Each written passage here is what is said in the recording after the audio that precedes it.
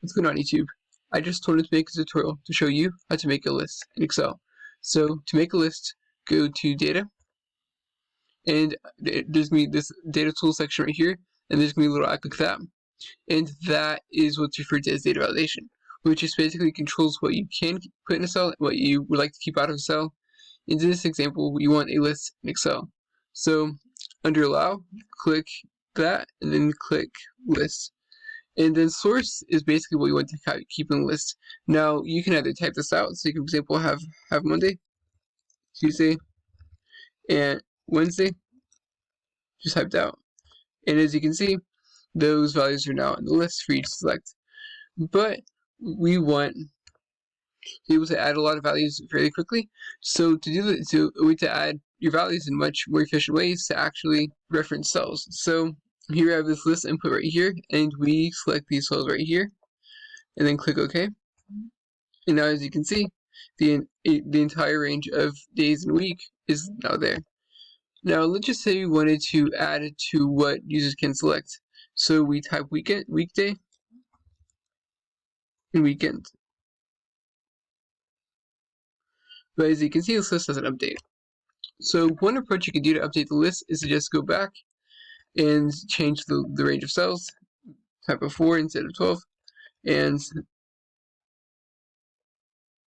as you can see, the list updates. But the issue can become present if you're adding values very quickly. So a way for it to have the input values to the list automatically update is to actually, I'm going to delete this real quick, is to make the inputs values in Excel table. So here we have this situation right here. We're going to highlight these values, go to Insert, then we're going to, under Tables, we're going to just click Table. Because they have list input at the top, yes, it does have headers. Okay. And now we have list input as and then we have this value as a official Excel table. So now we're going to go to Data. Now we're going to go back to Data, Data Validation, List, and then we're going to reselect the source. Okay. Now we have the days in a week, but when you select weekend, the weekday, Excel automatically adds these values to the table and automatically add to the list. So this is cool. List as well. So another note is that you can actually add messages so that the user will see something when they click into the list and get some sort of instruction, or they will get a warning message if they do something wrong. So to do this, go back to data validation, and under input message, you can say instructions, and then just type your message.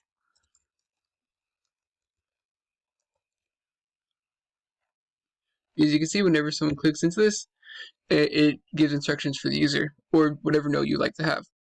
And you can also have it to where there's an error alert. So you can have a information, or you can have a warning, or you can have a stop. And for this example, we're just going to have information.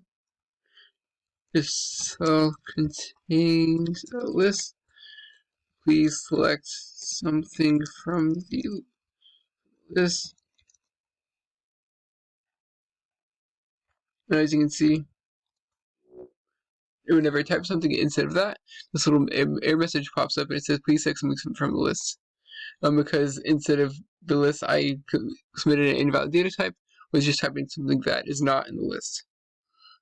And as another note, one of the issues that people run across is, as you can see, there's a list right here, but if you're on this cell, right, it's not obvious.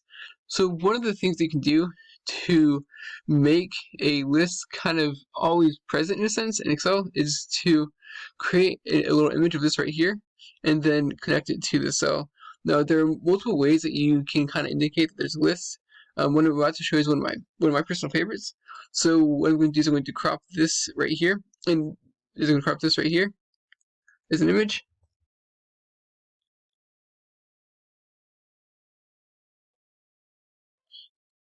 It's not perfect, but I'm going to Control V just to paste it into the list. And now I'm going to right click for my picture.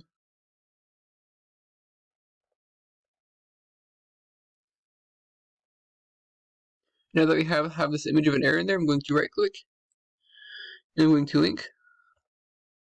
I'm going to insert link, and then I'm going to say place in this document.